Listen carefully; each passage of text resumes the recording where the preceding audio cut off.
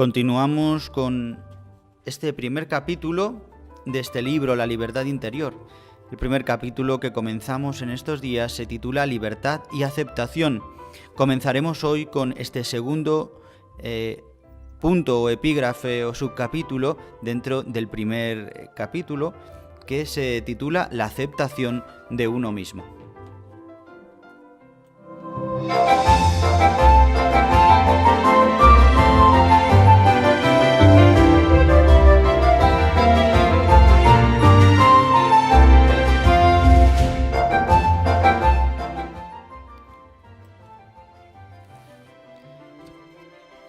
La aceptación de uno mismo.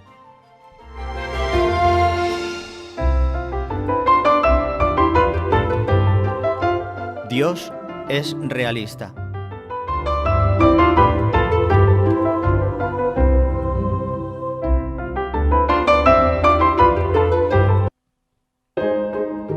Nos proponemos ahora recordar algunos campos de nuestra vida en los que debemos vivir ese avance, a veces difícil, que desde la rebelión o la resignación nos conduce a la aceptación, haciéndonos llegar finalmente a elegir lo que no hemos elegido.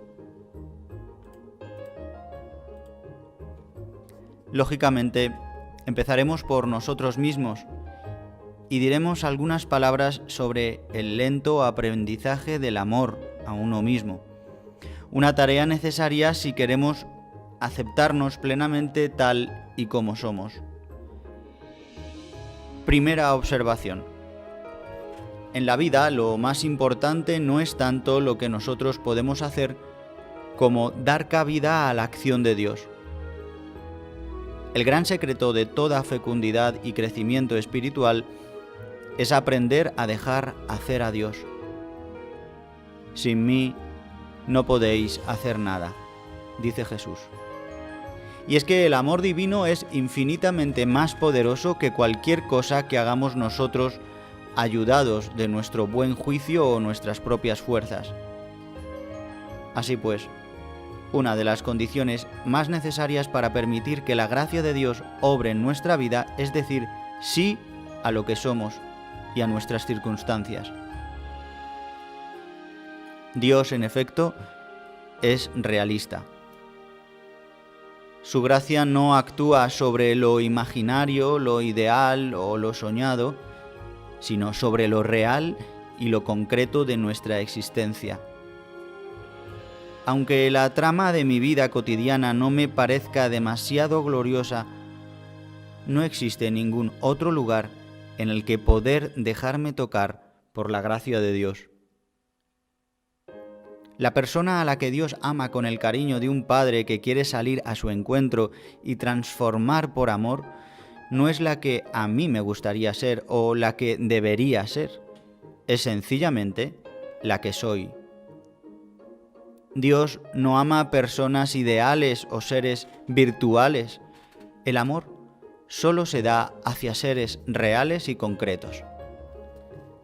A Él no le interesan santos de pasta flora, sino nosotros, pecadores como somos. En la vida espiritual a veces perdemos tontamente el tiempo quejándonos de no ser de tal o cual manera, lamentándonos por tener este defecto o aquella limitación, imaginando todo el bien que podríamos hacer si, en lugar de ser como somos, estuviéramos un poco menos lisiados o más dotados de una u otra cualidad o virtud, y así interminablemente. Todo eso no es más que tiempo y energía perdidos, y solo consigue retrasar la obra del Espíritu Santo en nuestros corazones.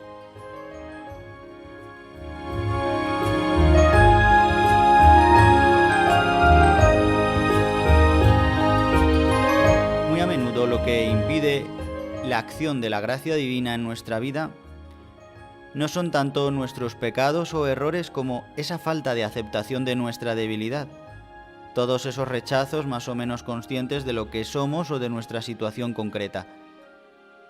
Para liberar la gracia en nuestra vida y permitir esas transformaciones profundas y espectaculares, bastaría a veces con decir sí un sí inspirado por la confianza en Dios, a aquellos aspectos de nuestra vida hacia los cuales mantenemos una postura de rechazo interior. Si no admito que tengo tal falta,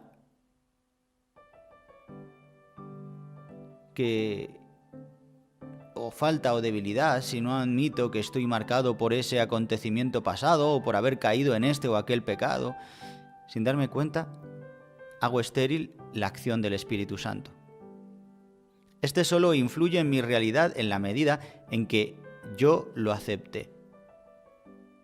El Espíritu Santo nunca obra sin la colaboración de mi libertad. Y si no me acepto como soy, impido que el Espíritu Santo me haga mejor.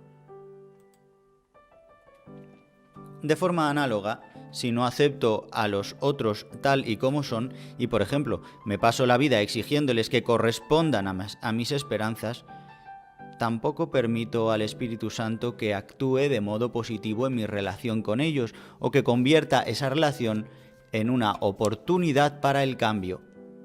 Más adelante volveremos sobre ello. Las actitudes descritas son estériles porque se encuentran marcadas por un rechazo de lo real, que hunde sus raíces en la falta de fe y esperanza en Dios, que a su vez engendra una falta de amor.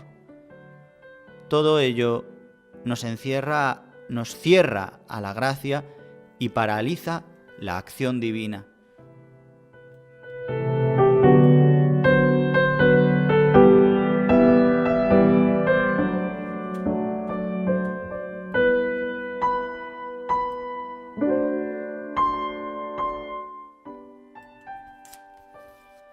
Deseo de cambio y aceptación de lo que somos.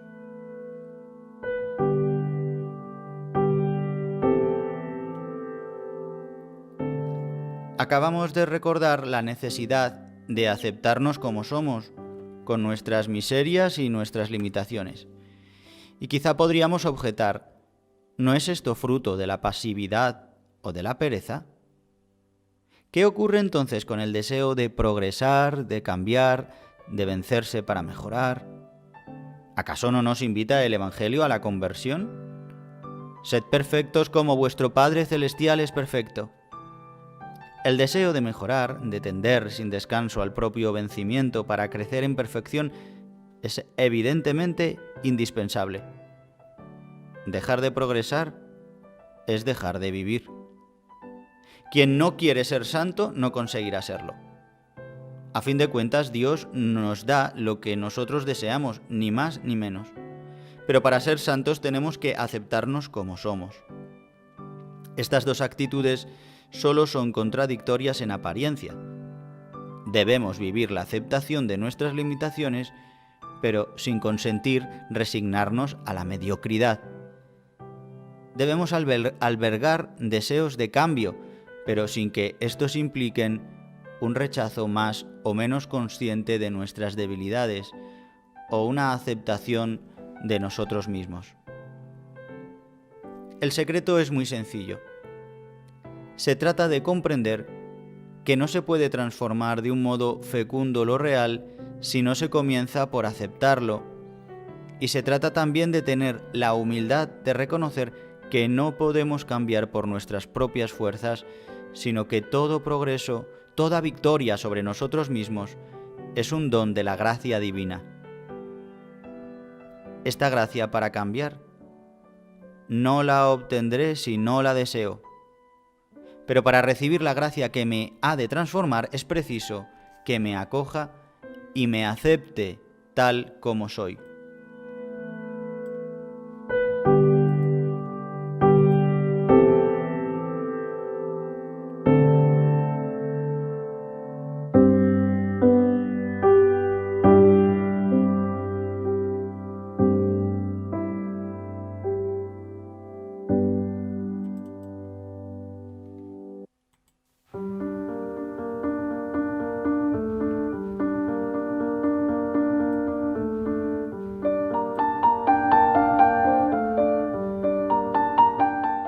La mediación de la mirada de otro.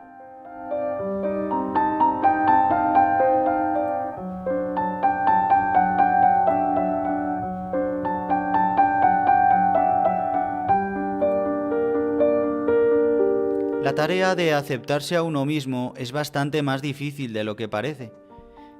El orgullo, el temor a no ser amado y la convicción de nuestra poca valía están firmemente enraizados en nosotros. Basta con constatar lo mal que llevamos nuestras caídas, nuestros errores y nuestras debilidades. Cuánto nos pueden desmoralizar y crear en nosotros sentimientos de culpa o inquietud. Creo que no somos realmente capaces de aceptarnos a nosotros mismos si no es bajo la mirada de Dios. Para amarnos necesitamos de una mediación de la mirada de alguien que, como el Señor por boca de Isaías nos diga: eres a mis ojos de muy gran estima, de gran precio, y te amo.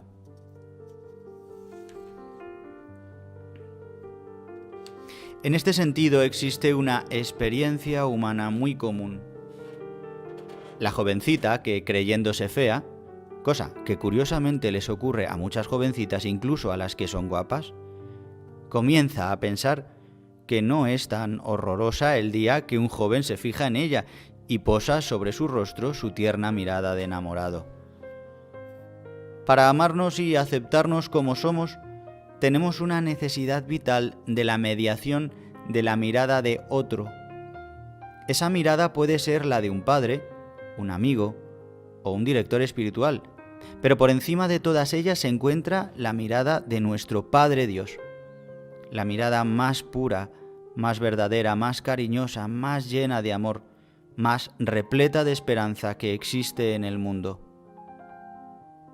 Creo que el mejor regalo que obtiene quien busca el rostro de Dios mediante la perseverancia en la oración es que un día u otro percibirá posada sobre él esa mirada y se sentirá tan tiernamente amado que recibirá la gracia de aceptarse plenamente a sí mismo.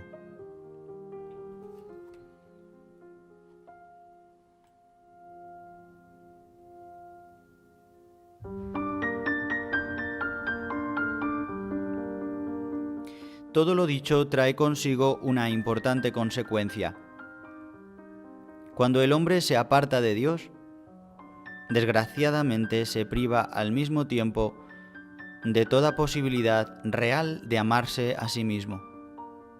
Y a la inversa, quien no se ama a sí mismo, se aparta de Dios, como hemos explicado un poco antes. En el diálogo de Carmelitas de Bernanos, la anciana priora dirige estas palabras a la joven Blanche de la Forge: ante todo, no te desprecies nunca. Es muy difícil despreciarse sin ofender a Dios en nosotros.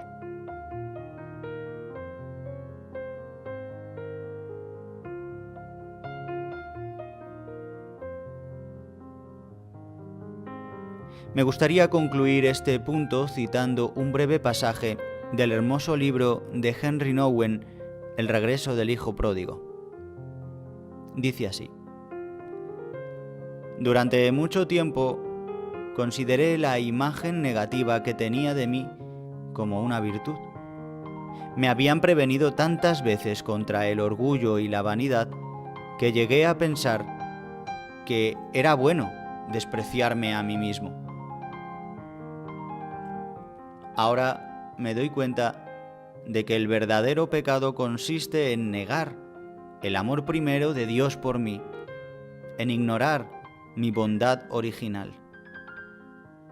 Porque si no me apoyo en ese amor primero y en esa bondad original, pierdo el contacto con mi auténtico yo y me destruyo.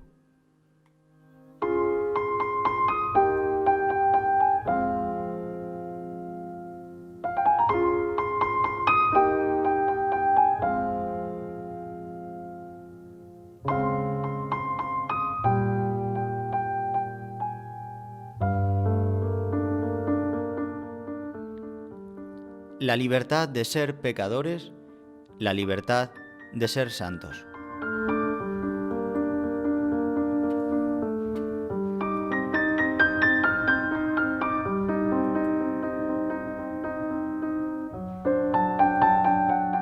Cuando nos descubrimos a nosotros mismos a la luz de la mirada divina, un descubrimiento maravilloso, experimentamos una gran libertad, una doble libertad podríamos decir, la de ser pecadores y la de ser santos. En cuanto a la primera, evidentemente no significa que seamos libres de pecar tranquilamente y sin consecuencias. Eso no sería libertad, sino irresponsabilidad. Me refiero más bien a que nuestra condición de pecadores no nos aniquila, que de alguna manera tenemos derecho a ser miserables, derecho a ser lo que somos. Dios conoce nuestras debilidades y nuestras flaquezas, pero no nos condena ni se escandaliza de ellas. Como se apiada un padre de sus hijos, se apiada Yahvé de los que lo temen. Él sabe de que estamos plasmados, se acuerda de que somos barro, dice el Salmo 102. Con la mirada que posa sobre nosotros, Dios nos invita a la santidad y nos estimula a la conversión y al progreso espiritual, pero sin provocar nunca la angustia de no llegar, esa presión que sentimos a veces bajo la mirada de los demás o en el modo en que nos juzgamos a nosotros mismos. Nunca estamos del todo bien, nunca suficientemente de tal manera o de tal otra. El descontento de nosotros mismos es permanente y nos consideramos culpables de no haber respondido a esa expectativa o a aquella norma. No debemos sentirnos culpables de existir, como les ocurre a muchos a menudo de una manera inconsciente, porque seamos unos pobres pecadores. La mirada que Dios nos dirige nos autoriza plenamente a ser nosotros mismos, con nuestras limitaciones y nuestra incapacidad. Nos otorga el derecho al error y nos libera de esa especie de angustia u obligación que no tiene su origen en la voluntad divina, sino en nuestra psicología enferma, y que con frecuencia hace presa en nosotros. La obligación de ser, al fin y al cabo, otra cosa distinta de la que somos.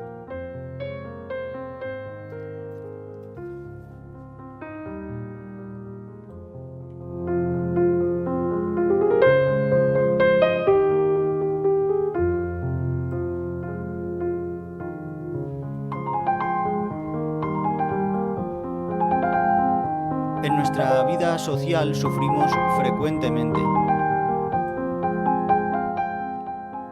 Sufrimos frecuentemente la tensión constante de responder a lo que los demás esperan de nosotros o a lo que nos imaginamos que esperan de nosotros, lo cual puede acabar resultando agotador. Nuestro mundo ha desechado el cristianismo, sus dogmas y sus mandamientos bajo el pretexto de que es una religión culpabilizadora, cuando nunca hemos estado más culpabilizados que hoy en día. Todas las jovencitas se sienten más o menos culpables de no ser tan atractivas como la última top model del momento, y los hombres de no tener tanto éxito como el dueño de Microsoft. Los modelos propuestos por la cultura contemporánea son mucho más gravosos de imitar que la llamada a la perfección que nos dirige Jesús en el Evangelio. Venid a mí todos los que estáis cansados y agobiados, que yo os aliviaré. Tomad mi yugo sobre vosotros y aprended de mí, que soy manso y humilde de corazón, y encontraréis descanso para vuestras almas, pues mi yugo es suave y mi carga ligera.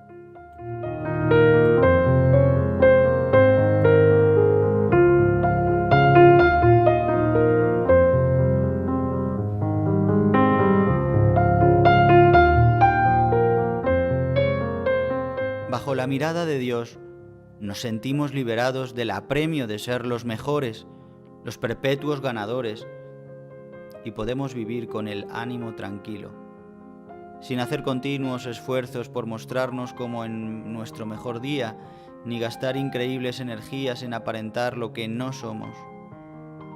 Podemos sencillamente ser como somos. No existe mejor técnica de relajación que esta: apoyarnos como niños pequeños en la ternura de un Padre que nos quiere como somos.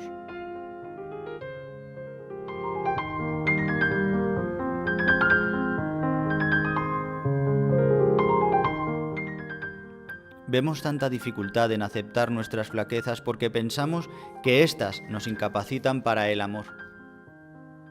Como fallamos en tal punto y en tal otro, no merecemos ser amados. Vivir bajo la mirada de Dios nos hace percibir la falsedad de esta idea. El amor es gratuito y no se merece, y nuestras debilidades no impiden que Dios nos ame, sino al contrario.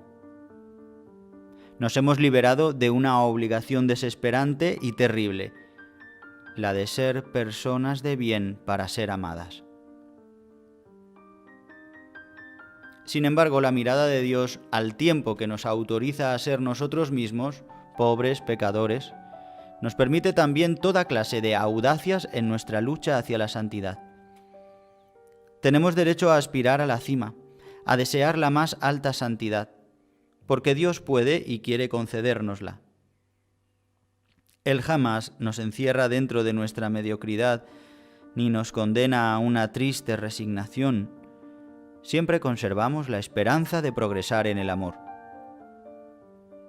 Dios es capaz de hacer del pecador un santo. Su gracia puede hacer realidad ese milagro y hay que tener una fe sin límites en el poder de su amor. La persona que todos los días cae y a pesar de ello se levanta diciendo: Señor, te doy gracias, porque estoy seguro de que harás de mí un santo, agrada enormemente al Señor, y más pronto o más tarde recibirá lo que espera de Él. Por lo tanto, nuestra actitud ante Dios ha de ser esta: una sosegada y distendida aceptación de nosotros mismos y de nuestras debilidades, a un tiempo unida a un inmenso deseo de santidad, a una firme determinación de progresar, apoyados en una ilimitada confianza en el poder de la gracia divina. Una doble actitud magníficamente expresada en el siguiente pasaje, tomado del diario espiritual de Santa Faustina Kowalska. Deseo amarte más de lo que nadie te haya amado nunca. A pesar de mi miseria y mi pequeñez, he anclado firmemente mi alma en el abismo de tu misericordia.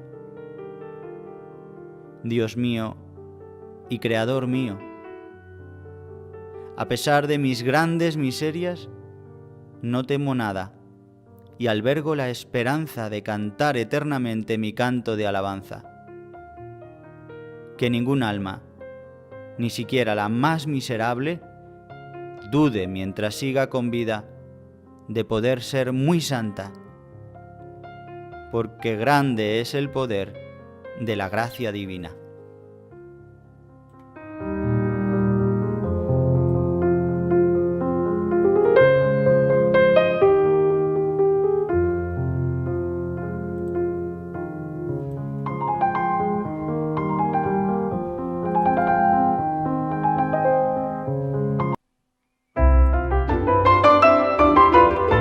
Bien, queridos hermanos, aquí concluimos con este trocito de este segundo subcapítulo dentro del primer capítulo. Mañana continuaremos, pues que nos ayude todo este texto que estamos escuchando, recogiendo también los testimonios de tantos santos como hemos escuchado, de Santa Faustina Kowalska y de demás personas que nos pueden inspirar y ayudar para dejarnos amar por el Señor profundamente. Pues nos vemos esta tarde, si Dios quiere, a las 6:30. Hasta entonces, buen descanso.